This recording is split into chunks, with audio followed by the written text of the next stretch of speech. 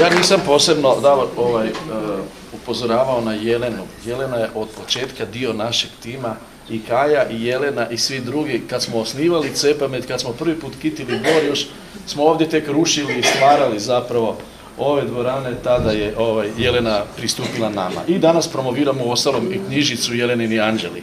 A sad bih zamolio, Lovorku, Marijanu da prikažemo prvi letak, a zamolit ću gospođu doktoricu Branku Šklavski, ona je iz Osijeka, iz obiteljske medicine, da zapravo šta zapravo govori taj prvi letak, o čemu i zašto obiteljska medicina. Evo, ja isto pozdravljam cijenjeni skup i počašćena što sam ovdje, što sam dio ovog sveg događanja u vezi palijativne medicine, palijativne skrbi i evo moj grad Osijek u našoj regiji i počelo je sve zapravo radom udruga, a danas imamo već županijski koordinacijski centar, a liječnika obiteljskog ima najviše u zdravstvenom sustavu i logično je da vodeći s ovim načelima i principima palijativne skrbi ti koji nose najveći dio, brojčano najveći dio usluga palijativnih pacijenata. Mislim da je na nama liječnicima primarna i velika odgovornost, znanje i potreba da to radimo, objedinjeni koordinacijski u određene centre i naravno adekvatno educirani i doeducirani, jer palijativna medicina je ipak nešto drugo što nas nisu učili, a što mi svi radimo. Evo, tu su načela palijativne medicine koja, kad bi se svi ovoga pridržavali, i moramo se toga pridržavati, i onda će sve biti u redu na dobrobit svih onih o kojima mi brinemo, a kojima će možda to biti mi sutra sposobni. Dobro, ova načela su izašla iz strateškog plana palijativne skrbi Republike Hrvatske i povjerenstva pri Ministarstvu zdravlja koje rade. Što ste vi u Osijeku konkretno napravili? A konkretno smo počeli zapravo stručni onaj dio, osim rada udruga, znači civilnog dijela javno-zdravstvenog prosvećivanja oko 2 godine, znači imamo ambulantu za palijativnu medicinu, ali još važnije da imamo županijski koordinacijski centar koji nastoji zapravo uskladiti svu tu protočne veze između svih dijelova sustava, znači između bolnice, između liječnika primarne zdravstvene zaštite, edukacije, znači otvorili smo i na čisto sudionicu pomagala, edukacije kolega liječnika, volontere uvodimo, znači što isto je jako važno, znači volontere u svakodnevni rad, znači evo jedan smo mali pilot projekt, pa kad ste pilot projekt onda malo nekak voli glava i probijate puno leda, ali mislim da i na greškama se uči, znači uvijek netko nešto zna i napravi dobro i onda drugima, zašto bi svatko onda pokušavao, nego svi smo tu zato na ovakvim skupovima, bili smo i bit ćemo, da prenesemo svoje iskustvo, uvijek je više glava pametnije, pa uvijek netko nešto nadoda. Hvala lijepa. S nama je i predsjednica Hrvatskog društva za palijativnu medicinu Hrvatskog liječničkog zbora, doktorica primaris dr. Vlasta Vučevac. Vlasta, imaš nešto reći? Da. Ja vas sve srdačno pozdravljam ispred Hrvatskog društva za palijativnu medicinu i jako sam ponosna s ovim što smo mi zadnjih 3-4 godine napravili, a naravno ne mogu a da ne kažem da ništa toga ne bi bilo da profesorica Jušić naša nije osnovala društvo ravno prije 20 godina. Dakle, išli smo kroz zvijezde i putovali smo 20 godina i put je bio spor, ali sad smo zaista ne na prvoj stepenici, već na drugoj i moram reći da se palijativa razvija u cijeloj Hrvatskoj na različite specifične mogućnosti, regionalnih specifičnosti. Izdavanje ovih brošura ili promo letaka je vrlo, vrlo važno zato što na taj način približavamo samom bolesniku i obitelji informacije, osnovne informacije gdje nas može naći, šta može dobiti, koliko mi sad u današnjoj situaciji možemo pružiti od palijativne skrbi, osnovne informacije šta to zapravo je i o svim njegovim pravima. Istovremeno zapravo senzibiliziramo javnost, to moramo stalno raditi. Mislim da je neobično važno da se svi tako angažiramo zato što mi kroz pristup palijativne skrbi zapravo vraćamo apsolutno dostojanstvo, ljudskost i humanost bolesniku na kraju njegovog života, što mislim da je neizbježno i da je to jedini pravi put. Hvala vam. I sada, vi ste vidjeli da u Cepametu djeluje i okupljaju se zapravo volonteri, svi volonteri, ali i volonteri Franjevačkog svetovnog reda.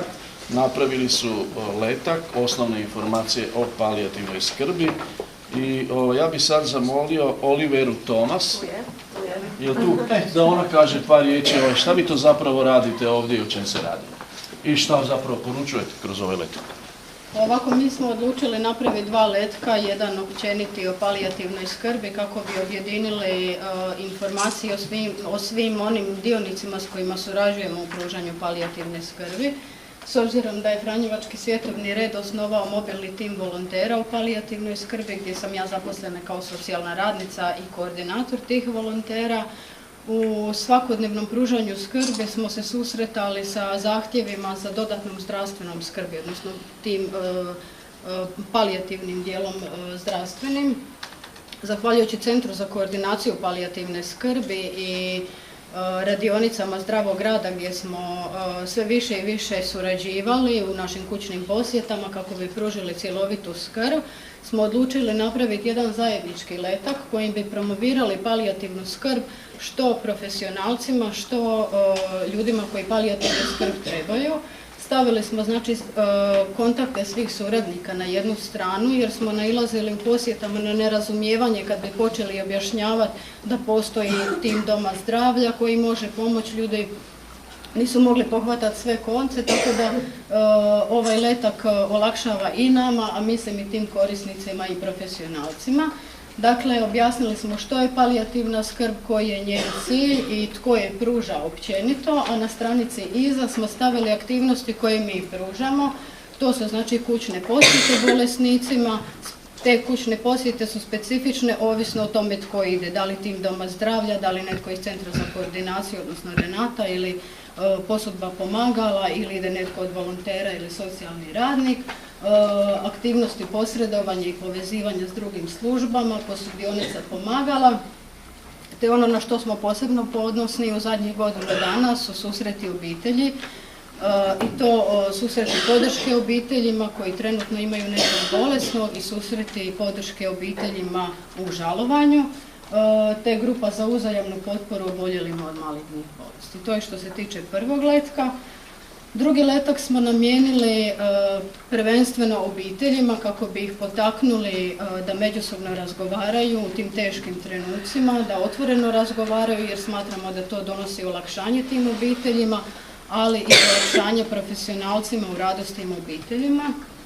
Mislim da u tom drugom letku informacije koje su navedene mogu pomoći profesionalcima i ohrabriti njih na otvoreniji razgovor sa bolesnicima i članovima njihovih obitelji. Evo, nadamo se da će ti leci doprinijeti u onom dijelu za koji smo i namijenili. Hvala.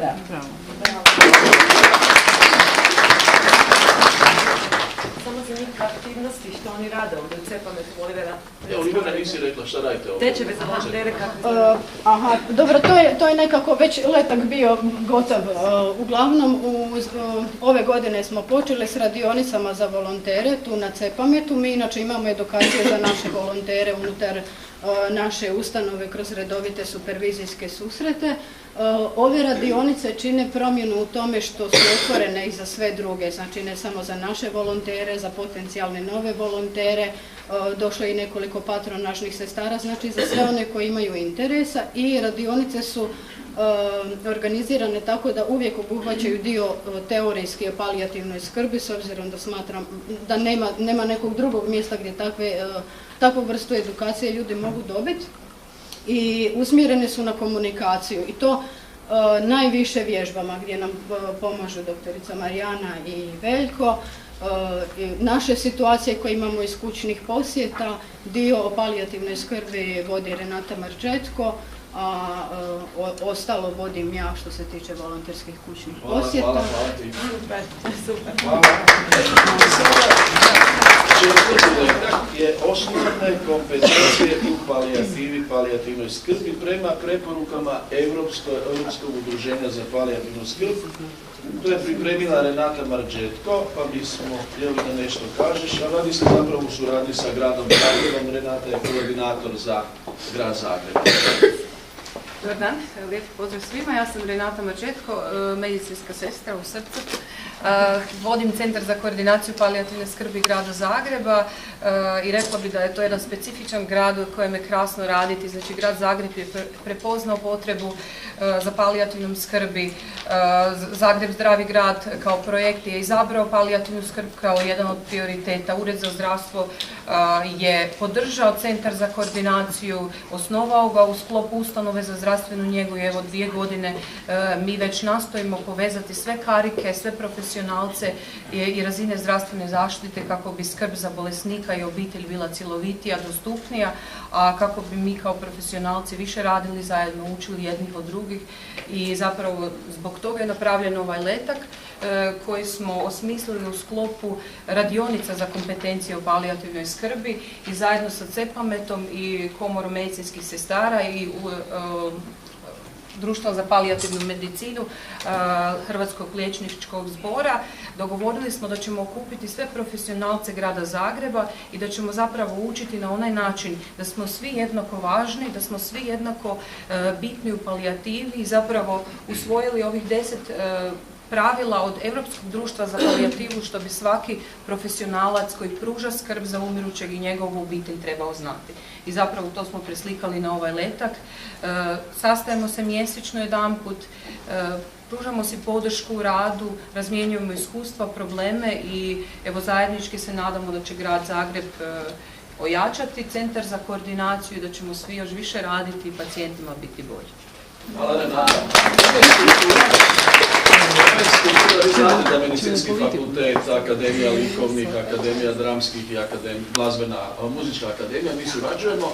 Ovo je skulptura palijativa akademskog kipara Petra Dolića i prošle godine kad smo proglasili palijativca godine, vi znate da je to Pater Antun Cvek, to je dakle skulptura koja se dodjeljuje svake godine palijativcu godine, osobi koja je učinila najviše za palijativnu skrb i palijativnu medicinu. Ove godine meni se čini da će ići prema dječjoj palijativnoj skrbi, ali ne smijem prejudicirati, to ćemo čuti za mjesec dana. I sad jedan novi projekt koji smo pokrenuli od rata do raka, od očaja do nade. Novi projekt, ja bih volio da možda Marijana i Bil Lovorka, da vi nešto kažete. Di si Lovorka? Da kažete nešto o tom novom projektu, a onda ću i naše goste pozvati da... Evo, islovilo letaka. Izvoli Marijana. Pa evo, poštovani kolegice i kolege, znači već smo spominjali i ovom projektu, uvijek se veselimo novim inicijativama i s radošću slušamo ovo i ove radionice i Renato odeliberi sve ovo što se radi. Radeći sa pacijentima u svakodnevnoj kliničkoj praksi vidimo zapravo da nedostaje i palijativna skrb, kao i puno drugih stvari, ali i palijativna skrb za hrvatske branitelje i članove njihovih obitelji koji dakle također obolijevaju nažalost od različitih teških bolesti. Zemlja smo koja je prošla rat, koja je prošla dugogodišnji kronični stres. Nažalost, statistike su nam prilično porazne i govore da je do sada gotovo 30.000 branitelja, a govorim samo o braniteljima, ne o članovima obitelji, umrlo od tumora, moždanog udara i drugih bolesti. Budući da, znači cilj nam je kroz ovaj projekt da zapravo ukažemo da trebamo učiniti korake koje će biti usmjerene prema ovoj populaciji. Jedan dio ovog projekta je i palijativna skrb. Mislim da ovdje kao ljudi, kao zajednica u lokalnim sredinama i na nacionalnoj razini trebamo razmišljati o tome kako konkretno pomagati, ali kažem baš od lokalne sredine, jer nažalost u svakoj maloj zajednici imamo branitelje ili članove obitelji koji su oboljeli. Vrlo često u našim ordinacijama oboje. Jedan od PTSP-a, drugi od nekakvog tumora ili obrnuto. Dakle, obiteljski problemi onda i u brizi oko djece.